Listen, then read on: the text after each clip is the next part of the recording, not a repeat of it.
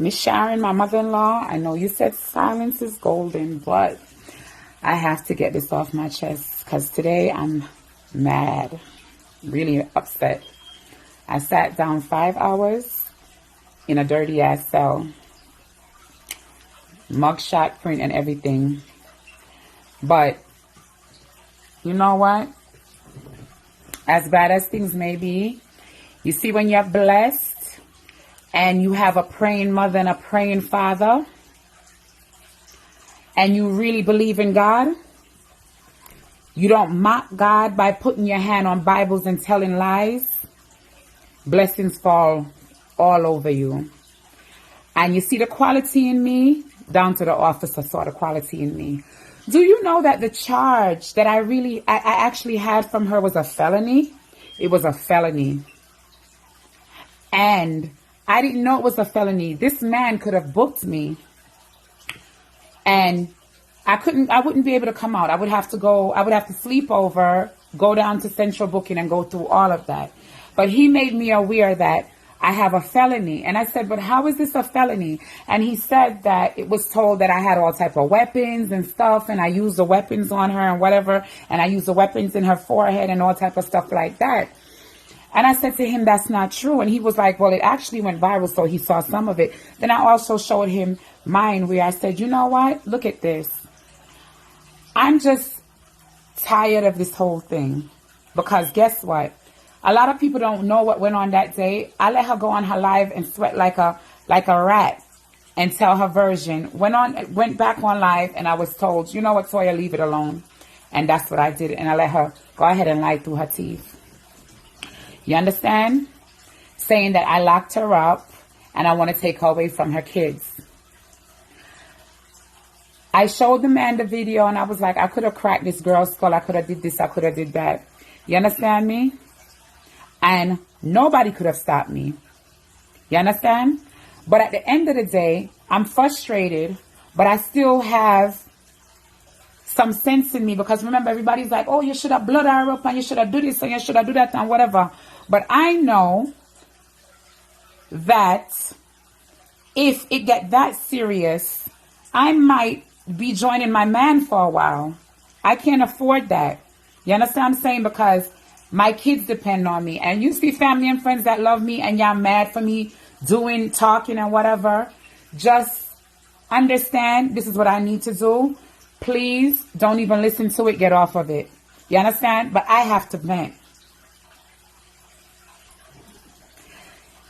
He said to me it's a felony and everything. And he was like, this is foolishness. I said, it must be a rookie that did the report. He said, I'm not going to do this to you. He didn't have to tell me anything. He said, I'm not going to do this to you. You understand? I went on your social media. Whenever I see that you're a woman that's trying and you're doing whatever you have to, I'm not going to do this to you. This is crazy. And if I do this, you're not going to come out till tomorrow, the day after. And he dropped it to a misdemeanor. The day of the fight, police was called by neighbors. The report was made that there was a situation. I didn't press charges. You understand? My number was called and I wasn't paying it no mind. So when this came on the desk and they know about a report being made, they said to me, why didn't you press charges? You could have first pressed charges. And I said, I'm not interested. I wasn't interested because at the end of the day, it's not that serious. And I feel like if you have enough mouth to be thrown at somebody for so long or whatever, you understand? You're supposed to fight then. Because I'm not the one to be throwing words all day long. I don't have time for it. She does, but I don't have time for it. So might as well we fight about it. That same day, her friend that has her own man issues called down my phone straight. I have receipts of everything. I don't need to show receipts. My word is my bond. I don't need to show receipts, because one thing I know about a liar, you see, when you're a liar and you keep on talking, your story is going to change up. Just like how I went from a Batijel lady to a prostitute to a drug dealer to all type of stuff. Your story is going to change up. You understand? I'm always consistent with what I say because I only speak the truth. Then you make this live about that's supposed to clear the rumors that you didn't sleep with the man. Like, bitch, I'm not running you down about sleeping with no man, because every woman that's listening to this have had an experience with a man cheating on them, whether they decided to stay or not. You understand what I'm saying? So I'm not running you down about, I was never running you down about anything. Like I said, anybody paid attention would have realized that I was living my life, you understand, as always. And this girl is constantly throwing side shots and side chick subliminals at me. And I'm ignoring, you understand? And she constantly doing this.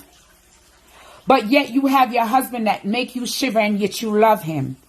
Then you go on your live with this man's voice, like all us women, men look us, they go in our DMs, they see us on the sidewalk, they see us in a car driving. We all get, look, if we was all walking around with recorders, recording everybody's man, I'm quite sure everybody would hear some damn shit about their men. But guess what?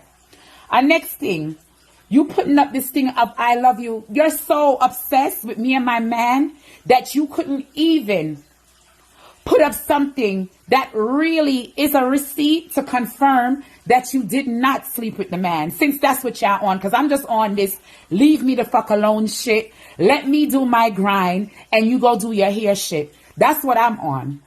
You understand? But of course, people's going to put in a certain way because it started with a man that it's fighting over a man or whatever. You're fighting over a man.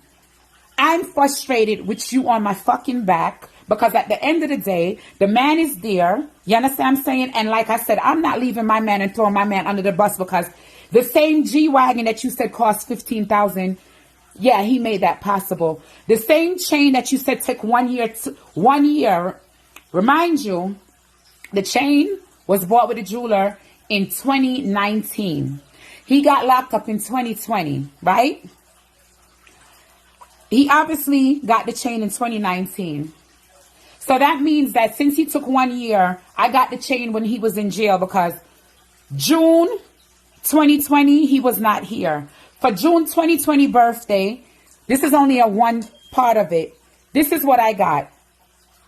This with the whole bunch, which I'm not getting up to go show that. That's what I got for last year birthday, delivered from one of his close friends. That was my birthday gift, and that's what I put up on my story last year. So I don't understand how I got my everlasting roses that's supposed to last 1 year, the bunch plus the gold single rose. How the hell I got the chain and I got the everlasting flowers. I really don't understand it because the chain was worn when he was here in Christmas. And the G-Wagon was bought in November.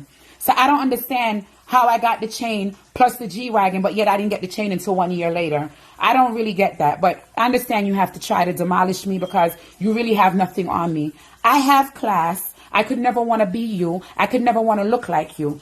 I've never followed you on anything at all. Not MySpace, not Facebook, not IG. Yes, I did your session at your friend's house. Yes, I did.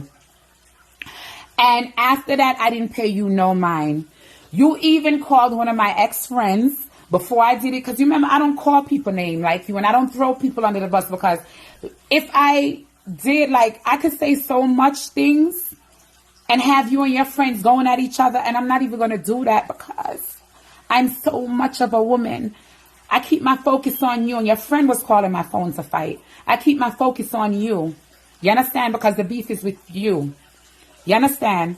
So if you don't have people in your life to tell you to stop what you're doing or whatever, that's their business. Because at the end of the day, bitch, I'm not going nowhere. The only way I'm going is back on America's soil. I'm not going nowhere. You see that informer shit? Ask a lot of the informers that's in Jamaica or wherever they're at. That shit only lasts for but so long.